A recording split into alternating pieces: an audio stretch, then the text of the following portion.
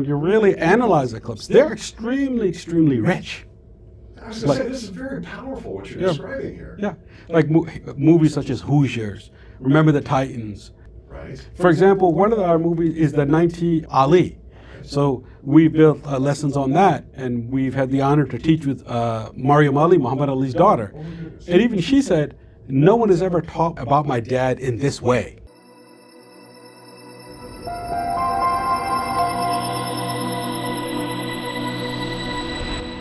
Welcome to Game Changers Mindset Podcast.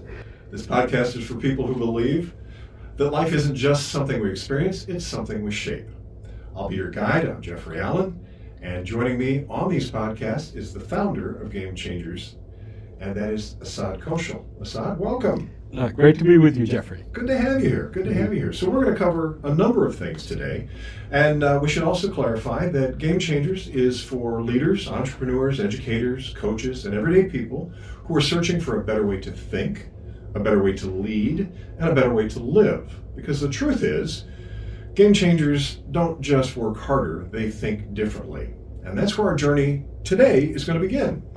We're going to discuss a clip that you use in your training from Hoosiers. And Assad, if you'd like to turn around and set that up for us, let's move forward from there. So what we do with Game Changer Mindsets, we use clips from sports movies to dive into these questions that Jeffrey has outlined. So here, the movie Hoosiers, this is lesson number 18. Coach Dale is moved to a smaller town, and he's coaching the basketball team, and the team is not performing well. And so what happens here is the townspeople get together, want to have a petition vote to oust or get Coach Dale fired. So that's what happens. And originally, the town, because Coach Dale is in a new environment, he's not from that town. The town is a very intimate town. They know each other. And the people, even if they don't have children in the school system, they are very supportive of the high school basketball team. So it's that type of environment. So here, for lack of a better word, there's an outsider who has come to this town in Indiana to coach the team. And the team, Coach Dale begins to implement a new management, a way to play, and the team is not successful. So in this clip, what was the initial vote regarding about removing Coach Dale? Why? What was going on? Yeah, the initial vote was to oust Coach Dale. But then what happens is the star player Jimmy Chitwood, right? Jimmy Chitwood. He has not been playing basketball, and he's the best player in the town because due to a death in the family. And he comes out in support of Coach Dale. And he says, look, I will come back to play basketball only if Coach Dale stays.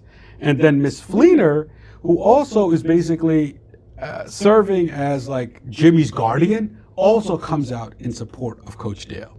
So then people say, well, if this is the case, we want to vote again.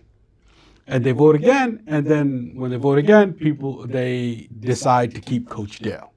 Got it. All right, so I understand Jimmy Chitwood. I understand people going, oh, great, the star player's finally going to come back. But Miss Fleener's character, she kind of reversed what she had been saying, and it shocked the people, right? I think it shocked her, at least that's the way it's portrayed in the movie.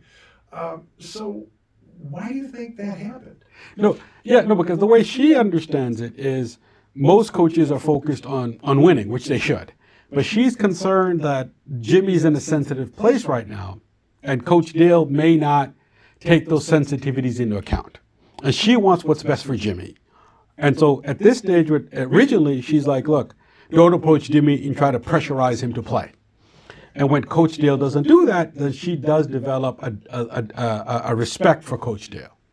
So let me ask you this, because I know that this particular discussion centers around triangulated thinking. And what I hear you describing about Miss Fleener is she's coming at it from a couple of different perspectives, which are causing her some tension. Yes. Can you talk a little bit about that? Yeah. So what happens is, one, I think, so she definitely, so the way that the instructional design, the lessons are built, we have a theme sheet. So we have four main runways: belief, self, family, and society. And underneath that, we have 31 themes. Okay? And in this, one thing that is highlighted is Coach Dale takes full responsibility for the team and the fact that it's underperforming and not winning. And he's doing that in the town hall meeting. In the town hall meeting. Okay.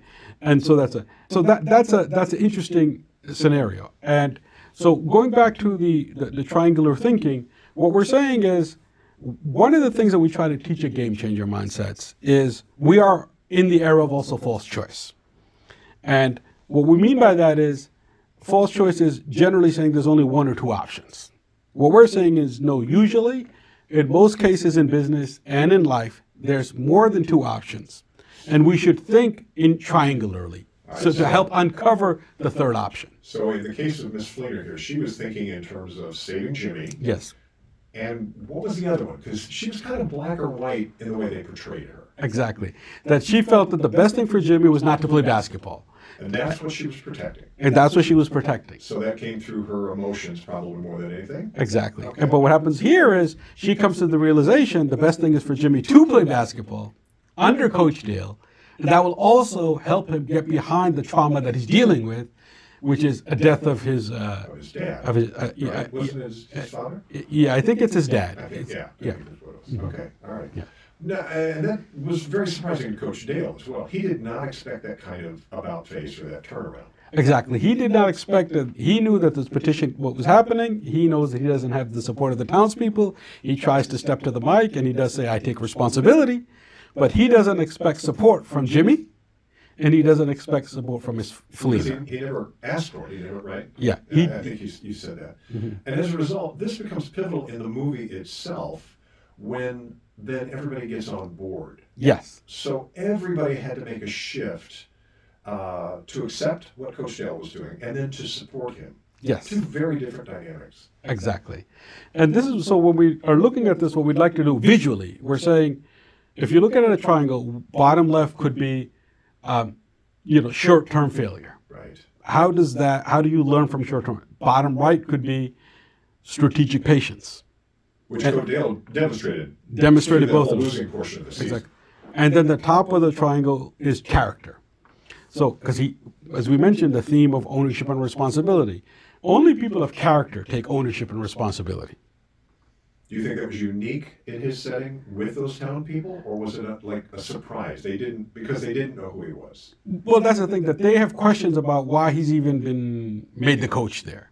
He is, the coach is, everybody knows everybody in this small town, Indiana. Here's someone that's come from outside. And by taking responsibility, that is, it shows his character. And so, again, visually, you have, he's willing to learn short-term failures, how you manage them, then strategic patience and character. And what we try to also teach in Game Changer Mindsets is we're not teaching you how to think. We're not teaching you what to think. We're teaching you how to think. Okay. And so what we're trying to emphasize here is triangular thinking when we scaffold the lesson. So some of the themes in this specific clip are like ownership and responsibility, leadership, organizational development, okay? And then the visual proverb. And that's how we deploy the lessons. The way we built this is we want to show the importance of relationships. Number one, relationship between people. Two, relationship between communities. And three, most importantly, relationship between ideas. So do you find in leadership work that you do and group discussions and stuff, do you find that this easily translates because they've just seen a visual experience of this and it's more easily relatable to them as a result? Yeah, that's definitely one. But also people then, when they have a situation that they've just observed in a cinematic clip, a clip that becomes an anchor in their mind. Okay. And it's a reference point, right? In some respects, more powerful than a reference point in a book. Because they're looking at this 2.5 to 3 minute clip and they're saying, okay, how does this happen? How does the meeting? Because there's tension in the beginning of the meeting. Right.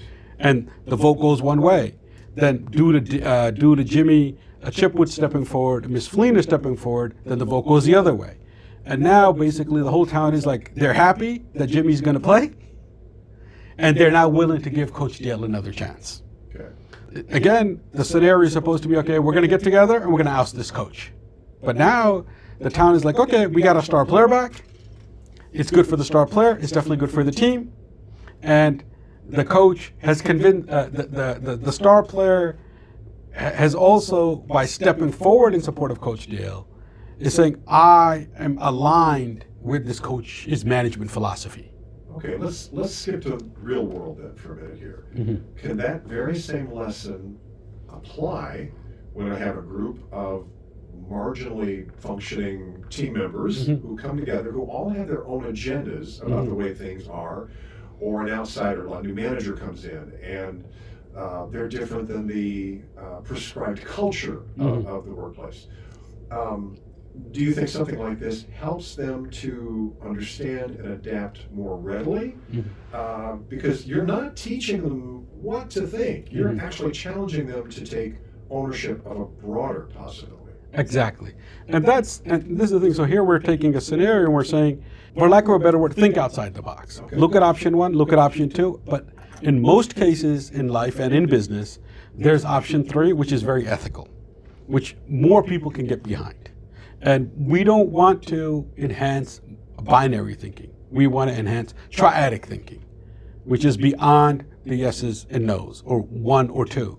Let's look at option definitely number 3 or maybe even 4. If I've only thought in yeses and nos, black and white, and I'm very linear in that approach, what's it going to take for me to loosen the grip on that kind of thinking? Well, yeah, that's an excellent question. That's how do you develop expansive thinking? Yeah, how do you do that? Well, part of it is looking at scenarios. Like here, we're using the clip, and what we're doing is look at the clip and tell us what themes you see. Like, do you see, look, we're saying there's leadership, organizational development, ownership and responsibility. But there are other themes that someone may see. They may see public relations. They may see consultation. That's they may see discipline. Their own kind of perspective. Exactly. Right? Okay. All right. So to really think more creatively, the value is not regurgitating the event. That there was a petition vote, this happened, and then the vote went this way, then it went that way. The real value is looking at the scenario and say, of these 31 themes, which ones do I see? And that helps you master the underlying reasons why this is unfolding the way that it's unfolding. And I'm watching that and I'm learning that in the clip. Now, in my own community culture, at work or department or whatever I'm a part of, I have come to believe that the status quo must be maintained. And that if I challenge anything, I'm actually going to be punished for it, for thinking outside the box. You're giving participants permission to do that differently here in this workshop setting. Exactly. Now, of course, we want to emphasize the importance of expecting the organizational hierarchy and respecting procedure. But what we want to do is we want to enhance creative thinking. And the way to enhance creative thinking is through creative tension. And creative tension is really going to be to think beyond binaries. How do you begin to develop triadic thinking and triangular thinking? It sounds collaborative to me. Yes, it does. And in order to get there, the scaffold has to be, you have to do thematic analysis. Like, what I'm looking at this clip, what theme do I see? And what we're arguing here in this specific lesson, you see organizational development, you see leadership, you see ownership and responsibility, you see these different themes. And once you can analyze and say, okay, in this situation, these are the themes that I see, that gives you the base to be able to think creatively about a situation. Okay. Then I've got to express that creativity. Yes. And then I may, like Coach Dale demonstrated, have to wait a little longer period for there to be buy-in. Yes. Or participation with my idea, things like that. Yes, right? exactly. So I can kind of see all of that in this clip, discuss it. Now, coming from a committee or a team, whatever they call you inside your work environment, I'm a little scared. I'm a little hesitant to even try this. Well, yeah, no, it's human nature to stay in your comfort zone. Okay. It's human nature, as a general rule, not to rock the boat. And there is a certain amount of safety in staying in that. Right. But collect a paycheck, don't do anything else, exactly. And just work from week to week. And but here, what we want to emphasize is to think deeply. And here, if you really think of it triangularly, right? You have one, the short-term failure, because Coach Dale has not been successful. 2, the other part of the triangle is strategic patience.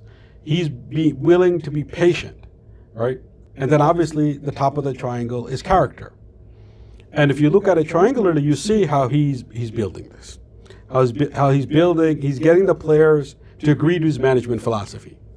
And then after this meeting, they are willing to give him, the townspeople are willing to give him a little bit more leeway. Not something necessarily what he's done, because part of it is what he's done, which is he's taken full responsibility. That opens the door. But what really opens the door wide open is that Jimmy is willing to join the team. Because if I remember this movie correctly, he's only working with a team of 5 or 6, right? Mm-hmm. But they actually start modeling that cooperation and that ability to work together outside of their comfort zones long before the townspeople get it. Yes. So Jimmy Chitwood's speech or whatever he gives there, the support of Coach Dale, is kind of like the frosting that says, no, he's been right all along. Yes. And Jimmy stands up and punctuates that idea, and then people go, oh, yes. Get it. Yes, exactly. So it really, if I'm carrying this out a little further, it only takes one person brave enough to step forward to make a change in a culture, in a team, in a group, but not with the expectation that everybody has to buy in, just that they've got to be willing to listen and try. Exactly. And so this is an excellent case of this. Jimmy buying into the philosophy, although he hasn't yet been coached by Coach Dale, is a big step. Miss Fleener, who is also an anchor in that town, willing to give a Coach Dale a chance, that actually affects public opinion. In a big way, to say a coach that they had already taken a vote to fire is now, they've re-voted and they decide to keep within this 3-minute clip. No, I think I've heard you say this when we've had discussions. There's something very strategic about the fact that support gives way to a big change, and they go on to become the state champions. Mm-hmm. So the same would be true in an office environment. Yep. There's a boldness that goes with this, and when nurtured and encouraged and supported, sometimes patiently, we can see very big, broad, dynamic changes take place. Things that Jack Welch referenced, and what it took for his teams to change. Right? That's the kind of change you're talking about, right? Empowering people to get to that platform. Yeah. No. At a most basic level, the sum is greater than the parts. And this is about group cohesion. This is about, people buying into a management philosophy, not just verbally. There's a difference between complying, right, with a procedure or a policy and really believing in that procedure or policy. And let me I got to interrupt here. So as I don't want to call them trainees, but participants in your workshops.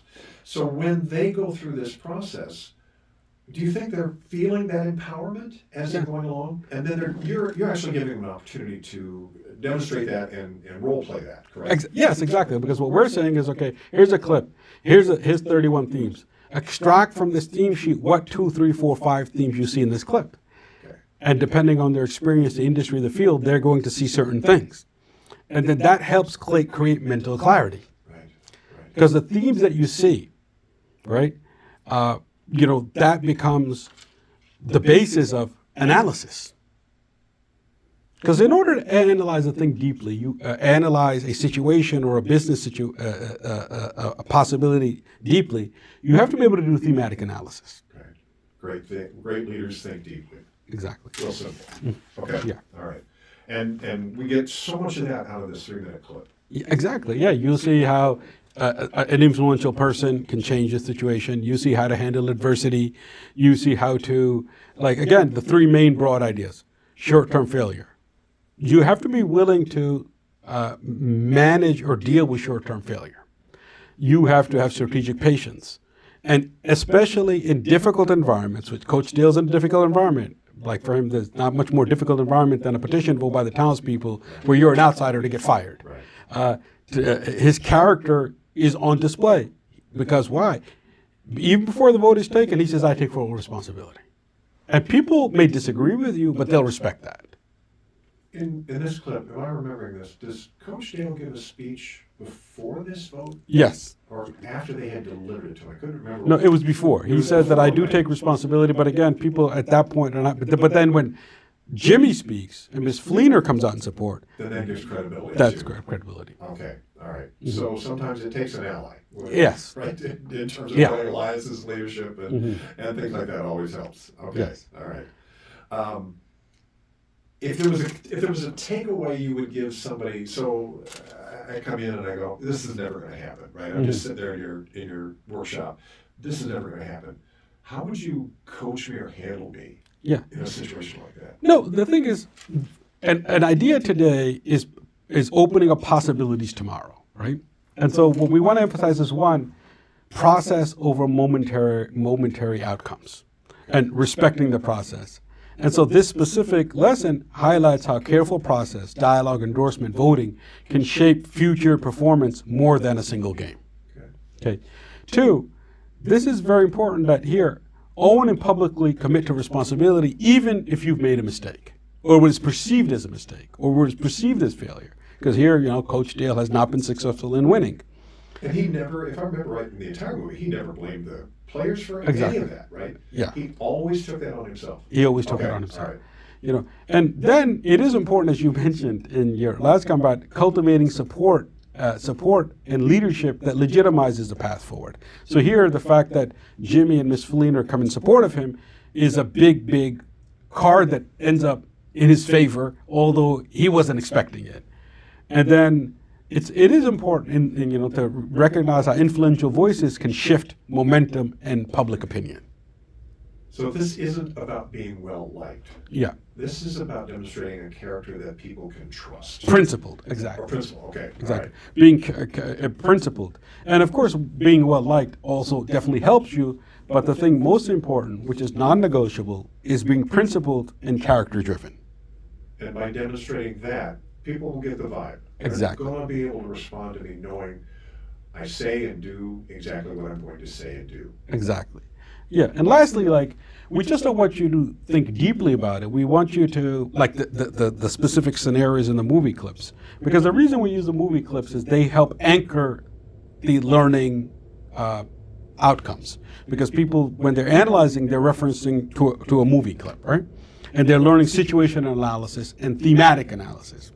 So here, but also reflectively, how do you foster ownership?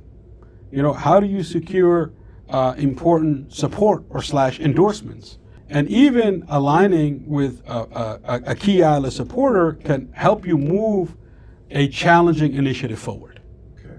And we've all been in that scenario. If we even go at manager level, not even executive level, there are going to be situations where you're trying to move a challenging initiative forward, and you're going to have to balance what?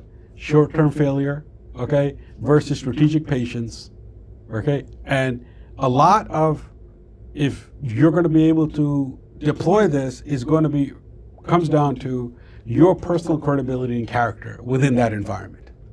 As you're saying that, I'm thinking this lesson in itself becomes broader and broader. So it's not just what I'm applying in my work situation, my religious institution, my family dynamics, how I'm dealing with my partner, with my children, with everything else. I'm seeing layers of application here. Yep. The core of it, the call of it seems to be that I work on my character and my principles, and I stay consistent with that. Yes, exactly, because if you take convenient decisions, you should expect convenient results. That doesn't mean do things necessarily the hard way. What we're saying is do things in the principled way. Okay, all right. And the other thing that strikes me about this is the video clips that you use, or the sound bites that you use, because everyone is familiar with movies, videos, those kinds of things. If they haven't seen the movie itself, there's still a buy-in, right? Yes. Because culturally it's just accepted, like, oh, of course it's from Hoosiers. So there's almost a layer of resistance can be removed. Yes. Just by using these clips. Yes. Okay. Yes. And have you seen that in your workshop experiences where people, Definitely. like there's more nods than people pushing back? Yeah, definitely. For example, one of our movies is Iron Will, which is a true story about an 18-year-old kid whose father passes away, and he enters a 500-mile dog sled race. And I was doing a workshop in an international environment where no one has ever seen snow. Oh my gosh. And they know nothing about dog sled racing. But we were teaching resilience. and believing yourself through the movie, and every single person, where the lessons stick because they see that he's an 18-year-old kid whose father passes away, and he enters a 500-mile dog sled race to pay off the family's debts, save the farm, and go to college. And then the lessons are highlighted through this Disney movie. And so you don't have to be an expert in dog sled racing, but you're teaching critical thinking, situational analysis, thematic analysis through these clips. So even if I haven't seen it, I find myself sitting on the edge of my seat going, is there more? Yes. And then you're extracting these lessons from it, and I'm going, tell me more. Exactly. Right? Mm-hmm. And so I've got some buy-in right there. Mm-hmm. And from that, it opens me up personally to a deeper lesson. Yes. We have 800 lessons and 16,000 slides. Wow. And that's like 2 and 3 minutes at a time. Yes. Okay. Yeah. So the slides are based on the clips. So most of the clips are 30 seconds, 90 seconds, maximum 3 minutes. Okay. Because, when you really analyze the clips, they're extremely, extremely rich. I was going to say, this is very powerful what you're describing here. Yeah. Like movies such as Hoosiers, Remember the Titans, Iron Will, the 1980 Olympic hockey team Miracle is fantastic. McFarland. Yeah, one of our movies is a Seabiscuit. Right. For example, one of our movies is the movie that Will Smith is in Ali. So we built lessons on that, and we've had the honor to teach with Mariam Ali, Muhammad Ali's daughter.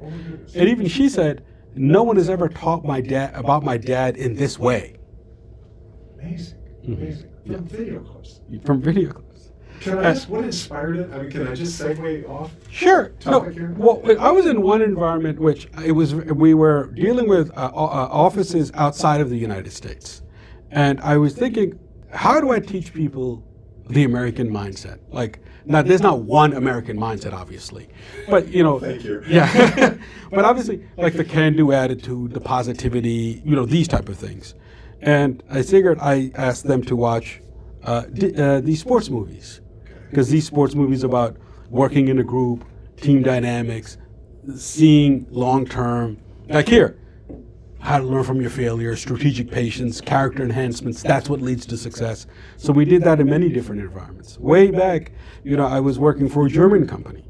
And even there, I was obviously a little bit younger, and even there, Germany is an industrial country. But even for some of the German executives to understand the American mindset better, it was through these sports movies. That's amazing. Yeah. That talks about the universality of how these work and how effectively and how broad they reach and tap into human feelings. Exactly. Because the drivers of human behavior are generally the same. True. And what you want to do is you want to give people tools of inquiry and analysis, which allows them to fly on their own. Right. And that's how we're different. We're not teaching you what to think. We're teaching you how to think. So we give you intellectual infrastructure, which is our theme sheet, and intellectual foundation that once you are familiar with it, that you can basically analyze on your own. Because you know your situation better than I would know. True. Okay. So I hear a guiding principle in Game Changers is to really empower any of us to become more strategic in our thinking, more broad in our expectations, maybe, and really to empower us personally. That's what I'm hearing. Exactly, yeah. Even to enhance mental clarity through a thematic framework. For example, we say, okay, when we play a clip, we say, okay, what theme do you see? And you can reference any one of the 31 themes. Like, for example, arrogance is not one of our 31 themes. Like, we'll see that in a lot. So, but, deflating pride. And so we really encourage people to look at the clip and then extract meaning for themselves through a thematic framework. So by doing that, you're also generating quicker buy-in because people can see themselves personally. Exactly. In this. And if I heard you correctly, that's also what you experienced in teaching in Germany and stuff like that. People were able to relate much quicker. Yes. Because you didn't have to explain the process. It was just right there. Yes. Being seen and experienced in real time. Interesting. Very interesting. Mm-hmm. I think we're probably getting short on time, but there's probably some key points you want to make here. Yeah. Yes. It's just to wrap up. One, don't think, we want to encourage people not to think in binaries. Think in triangles. Triangular thinking, triadic thinking. Two, And this specific triangle for this, what we really want you to think about is short-term. How do you balance short-term failure with strategic patience, with character and vision? Okay. And in closing, process over momentary outcomes. 2, to publicly take responsibility even when you may not have been completely successful, right? And then it's important to think reflectively. Okay. Big challenges. No, these are the challenge of our time, because everyone, as a general rule, has access to the data or info. But in order to enhance and take better decisions, it's going to take thinking triadically. So this isn't data analysis and then thinking you know the answer. This is data integration along with our character and our perspectives and everything, and taking that whole and making better decisions. Yes. I love that. I love that. We should leave right on that note. That is well said. I will not touch it, wrap it up, or do anything else other than to say thank you to the audience for being with us. Assad, this was great, and I look forward to our next discussion and what you're going to continue to teach me, and we'll all discover together. So thank you for being here. Great. Thanks, everybody.